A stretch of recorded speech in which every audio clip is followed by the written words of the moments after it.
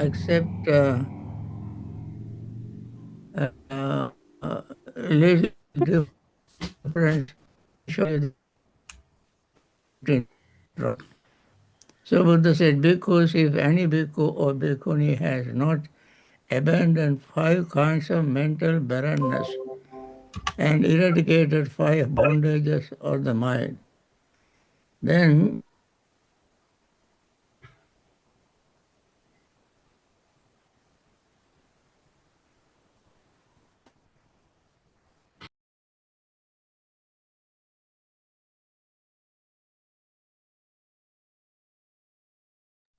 We can't hear you, Bhante.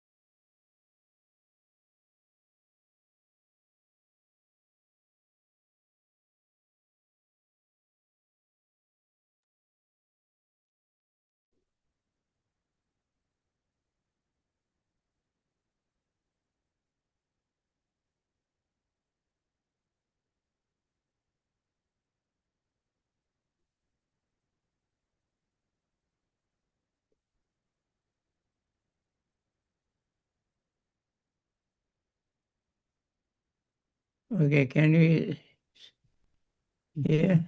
Now we can. Now we can see and hear. Okay. I started, we have some problems with the internet, so periodically it cuts off. So, so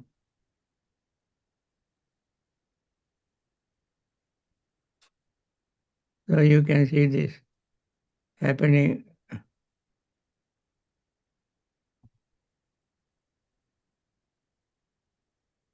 again and again. You have to bear with me when it cuts off.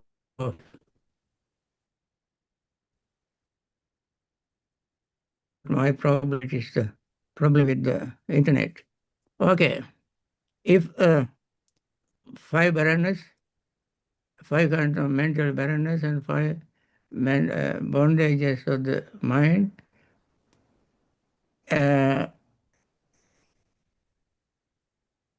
whether night or day comes, these monks or nuns, because of bhikkhunis, cannot expect growth in the spiritual development. Wholesome qualities, his whatever wholesome qualities they have, that would deteriorate it and not increased. And what are the mental barrenness? First, let us see what the mental barrenness are. And then we go to bondages. A bhikkhu is perplexed about the teacher, about doubt him. He is not convinced about him and does not place confidence in him. Now, number one, barrenness is the mind is bare, no fruit of spiritual growth will grow. What is it? First is a doubt.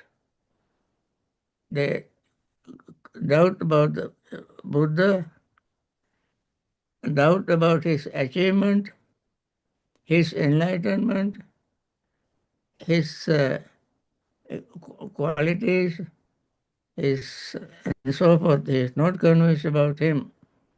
His enlightenment is not convinced. It's like does not have confidence in him. Just like Sunakata and so forth, Arita, Sunakata and so forth, these monks, they could not develop their spiritual path. And then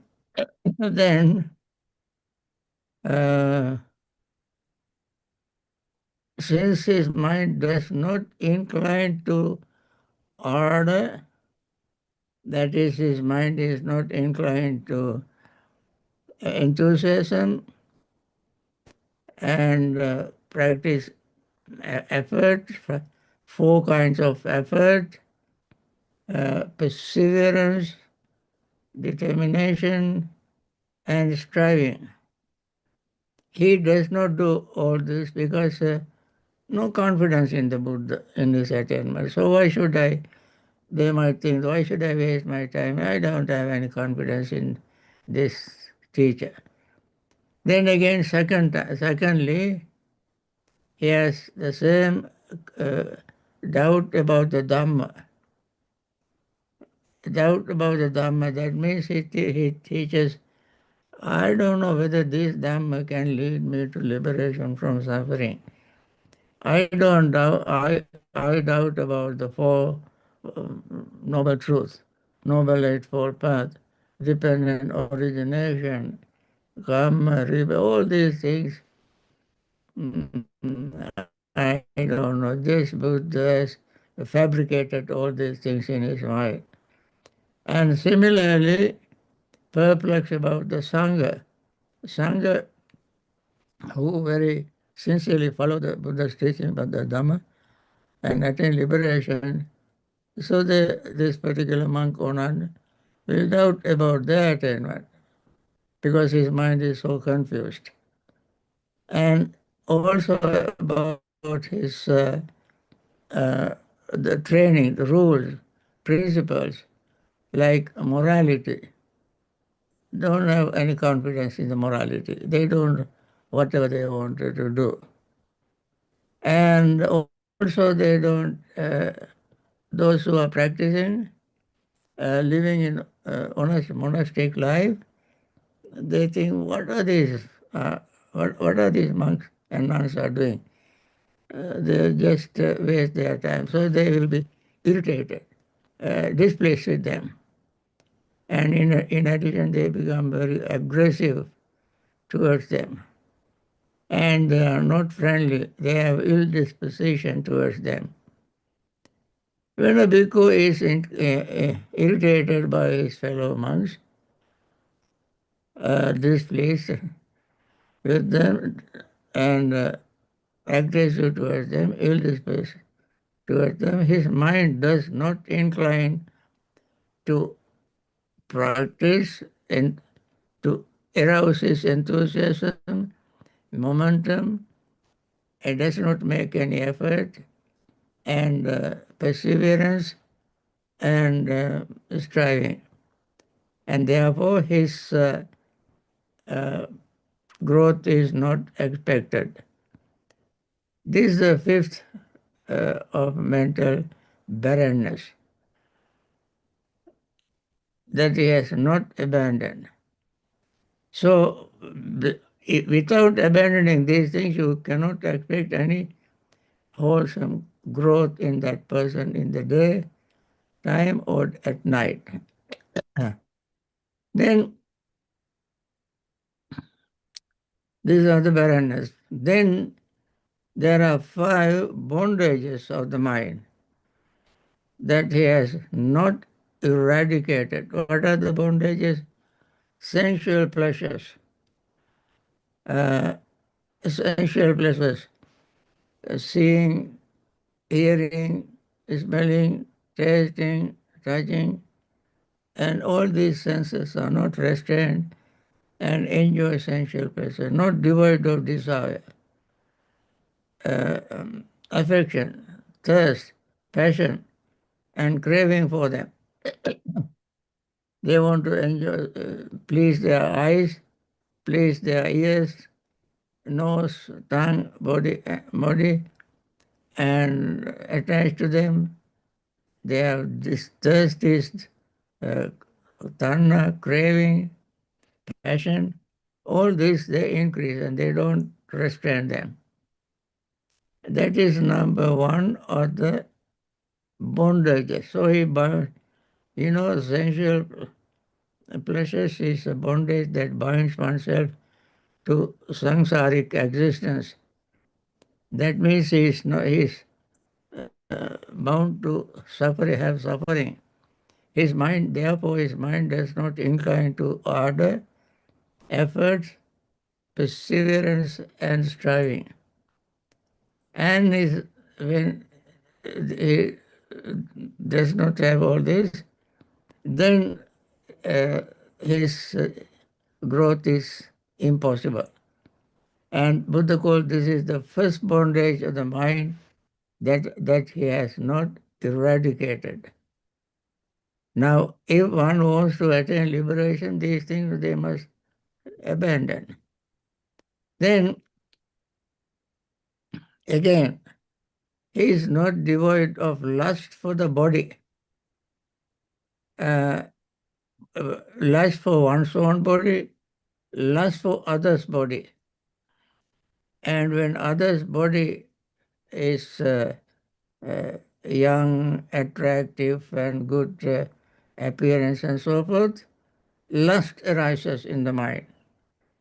And when oneself is young, attractive, and other people are coming close to him and so forth, uh, he becomes attached to his own body. And therefore he is not devoid of desire, affection, thirst, passion, and craving for it, for his own body. And then he is not devoid of lust for forms, not devoid of desire, affection, thirst, passion, and so forth. And then he eat as much as he wants until his belly is full. That means he has no restriction in eating, no moderation in eating. And Dhammapada it says, Midhi yada hoti pahakasoche niddaita samparivatase maha varaho nivaputo puna puna gabumpe is like a pig and lie in the mud, turning this and that, this way and that way, rolling this way because he ate too much. And then becomes sloth and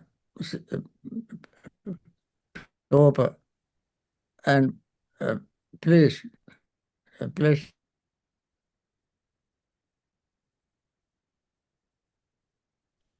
aspiring for rebirth in a certain order or devas. The next thing is he eats and all these things, enjoys his life. And then he practice, of course, some spiritual practices, and then he wishes by this virtuous behavior observance, austerity, and spiritual life. I will be a Deva or one in the retinue of Devas. I will be Deva Bhavisami. Devanyataro in Pali says. When he lives the spiritual lives aspiring to for rebirth in certain devas, we cannot expect any growth in him. And his mind does not incline towards enthusiasm, to making effort, to be perseverant and striving. And then he there are the five bondages of mind that he has not eradicated. So long as these are not eradicated, his growth is not to be expected. On the other hand, if any bhikkhu or bhikkhuni has not abandoned these five kinds of mental barrenness and eradicated these five bondages of the mind, then whether night or day comes, only deterioration or not growth in wholesome qualities. Here, wholesome qualities means qualities that are required for the attainment of liberation is quite to be expected for that person. So, the Buddha gives a simile. Just as during the dark fortnight, whether night or day comes, the moon only deteriorates in beauty, roundness, and brightness, in diameter and circumference. That means in the dark side, as a new moon is approaching, the moon's roundness is changes. It becomes uh, a crescent moon, half moon, and then it is waning gibbous, and so forth, and then finally it becomes dark moon. That is called 14th. Bhikkhu, any bhikkhu or bhikkhunis has abandoned five kind of mental barrenness and eradicated five bondages of the night of the mind, then whether night or day comes, only growth in wholesome qualities and not deterioration is to be expected for that person. I think this is a wonderful teaching. And what are the five kinds of mental barrenness? The same mental barrenness that we mentioned earlier, another monk or nun. Here a bhikkhu is not perplexed about the Buddha, his attainment of enlightenment. He is fully convinced about him. He places confidence and trust in the Buddha. So then, he, when the day and night comes, he makes effort. Here, his mind is inclined towards making effort, become more and more enthusiastic. He builds a momentum to develop his mental state, and then he is perseverant, determined, and striving very hard. So, anytime, day or night, night, first watch in the night, second watch in the night, last watch in the night, any night, he can attain liberation. Similarly, if he has confidence in the Dhamma, confidence in the Sangha, he has confidence in the moral principle, he is pleased with the fellow monks and nuns. Not irritated when he sees others are practicing. he becomes uh, very pleased, and he will develop his appreciative joy, and he will very comfortable, peaceful to live with them, and he will not be arrogant or aggressive towards them.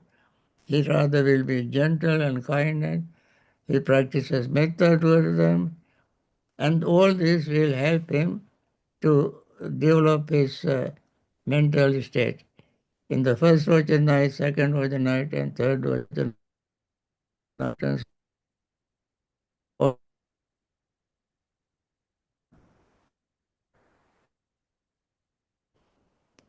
So, what bondage and this bound to lust, sensual pleasures, devoid of desire, affection, thirst, passion, and craving for them. What are they? He has no, does not develop his pleasure that he enjoys through the eye, ear, nose, tongue, body, and mind, because he sees all of them impermanent, unsatisfactory, and without self, and therefore he has no particular desire, particular attachment, affection, thirst, passion, and craving for them, because they all are impermanent. And similarly, and therefore it is expected that he is gaining liberation soon. Similarly, the lust for the body, his body, others' body, and he was devoid of form, and his mind want to, he wants until his belly is full. No, is intent upon the pleasure of eating. He knows it, moderation of eating. And Buddha said, just while you still have room to eat for 3 or 4 morsels of food, stop eating and drink water, so that your food will digest very easily, and you will not be too lazy, and you will not mind your upadasana. You eat, and you eat, you reflect that I overcome my pain of hunger and do not increase new pain of by overeating, new pain by overeating. And he will remain alert, mindful, and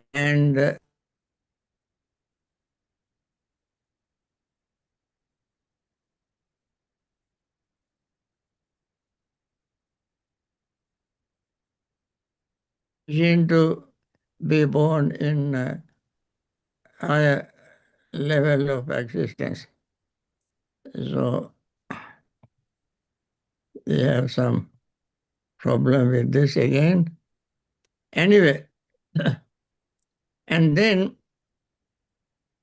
when he abandoned this 5 barrenness, 5 bondages, then Buddha said, if any bhikkhu or bhikkhuni has abandoned these 5 kinds of mental barrenness and well eradicated these 5 bondages of the mind, then whether night or day comes, only growth in wholesome qualities and not deterioration is to be expected from him, from that person.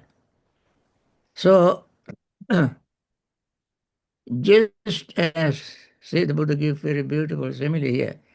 Just as during the bright fortnight, whether night or day comes, the moon only increases in beauty, roundness, and circumference, a bright in diameter and circumference, so is, so too, if any of bhikkhunis has abandoned these 5 kinds of mental barrenness and well eradicated these five bondages are mine. Then when the night or day comes, only growth in wholesome qualities and no deterioration is to be expected for that person.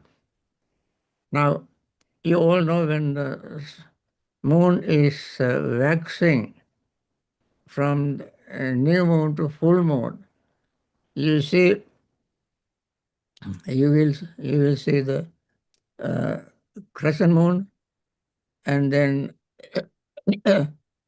gibbous, quarter moon, then crescent moon, and then gibbous, and then full moon. Full moon, when full side, full moon,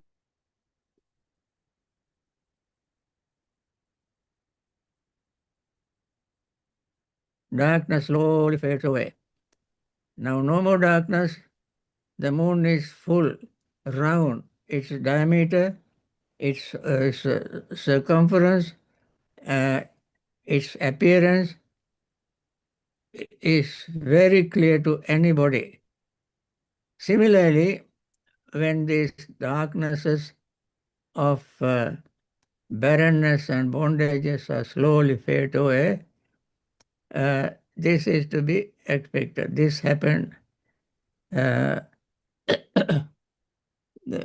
to that person. In Majjhima Nikaya discourse, uh, Buddha gives another very nice simile. That simile is even much make it even clearer the purpose of Buddha's teaching here. This one. Okay, he said, suppose there were a hen with 8, 10, or 12 eggs. She had covered in and nurtured properly, even though she did not wish, or that my chicks might pierce their shells with the points of their claws and break, and the chicks are capable of piercing their shells with the points of their claws and beaks and hatching out safely. So too, a bhikkhu who thus possesses the 15 factors, including enthusiasm, is capable of breaking out, capable of enlightenment, capable of attaining supreme security of bondage. Now, what is this chicks? Chicks, growing chicks, making their claws strong, beaks strong, uh, compared to wisdom. Eggshell compares to ignorance. So when the wisdom increases, darkness becomes weak. So the chicks represent the wisdom and the shell represent ignorance. So when wisdom increases, ignorance decreases. When wisdom is full, ignorance is totally disappeared. It becomes decrease and vanishes. Only brightness, full light, that is called enlightenment, arises. This simile is also very good because Even if you don't wish to have liberation, to be liberated, if you keep minimizing, reducing, eradicating greed, you naturally attain liberation, attain enlightenment. So you don't have to make a special wish to attain liberation, attain enlightenment. All you have to do is to get rid of your defilements, your greed, hatred, and delusion, anger, jealousy, rivalry, uh, strangeness, and so forth. You get rid of them. Then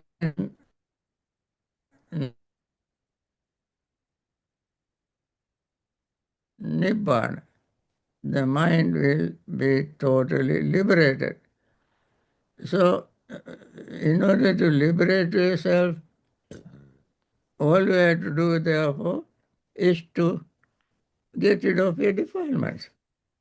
And that is the message of this Cheto Khila Sutta we get. And therefore, friends, I think this may be enough for today's Dhamma talk. Now let us see uh, what we can do for practicing meditation. Okay?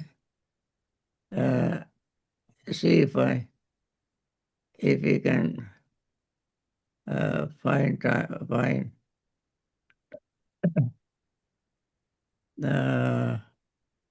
okay.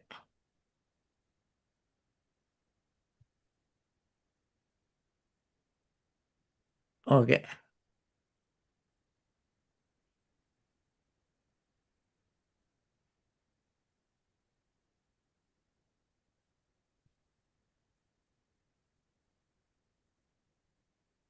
Okay, can you see this?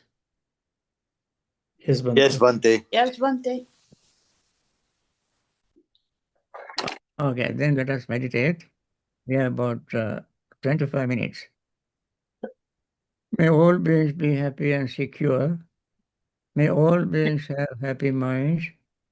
Whatever living beings there may be, without exception, weak or strong, long, large, medium, short, subtle or gross, visible or invisible, living near or far, born or coming to birth, may all beings have happy minds.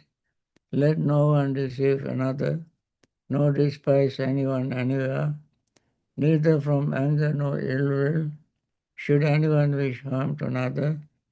As a mother would risk her own life to protect her only child, even so towards all living beings, one should cultivate a boundless heart. One should cultivate for all the world a heart of boundless living friendliness, above, below, and all around, unobstructed, without hatred or resentment, whether standing, walking, sitting, lying down, or whenever awake. One should develop this mindfulness. This is called divinely dwelling here, not falling into erroneous views, but virtuous and endowed with vision, removing desire for sensual pleasures. One comes never again to birth in the womb. With this, let us meditate, and at least for 25 minutes.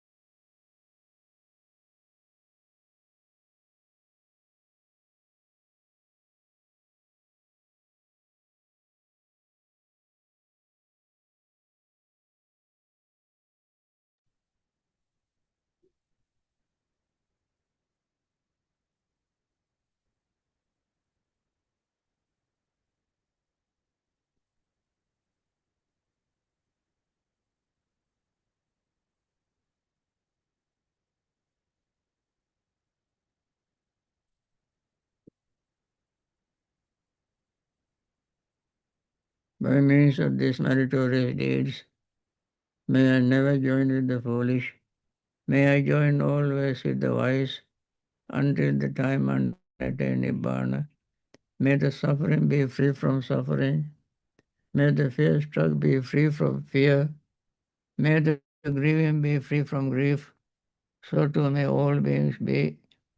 From the highest realm of existence to the lowest, may all beings arisen in these realms with form and without form, with perception and without perception, be released from all suffering and attain to perfect peace.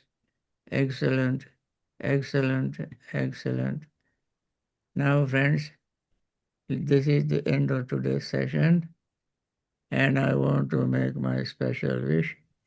May all those who are in hospital suffering from various sickness, may they all be free from sickness and return to their normal life and Dhamma practice, meditation. May all the doctors, nurses, and hospital staff help.